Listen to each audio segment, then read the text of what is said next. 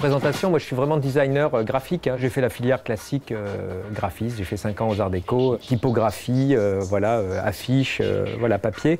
Moi mon idée c'était de dire voilà, j'ai appris plein de choses en graphisme, en lisibilité, hiérarchisation de l'information, image, rapport forme-contre-forme, enfin voilà, mon travail de graphiste, de communication visuelle, contrairement à un graphiste papier où vos affiches, vos livres, même si on utilise un livre, mais on les lit d'abord.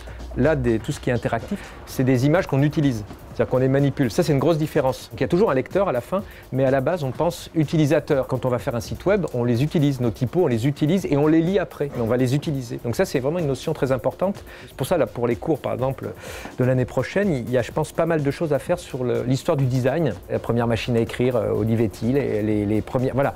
Des choses qui ont vraiment changé la manière dont on vit. Donc en fait, c'est des gens, les designers interactifs, qui sont capables de dialoguer avec un designer graphique, un développeur, un designer sonore, un acteur, hein, c'est un peu chef d'orchestre, un réalisateur, et qui va comprendre sur l'interactivité. Les designers, ils viennent nous chercher, puisque nous, on a normalement cette expertise entre l'utilisateur, le lecteur et la technique. On est vraiment entre les deux. Donc vous avez vraiment les ingénieurs et les développeurs qui disent voilà, nous c'est structuré de telle manière, et vous vous dites ouais mais un être humain, il lit pas comme ça.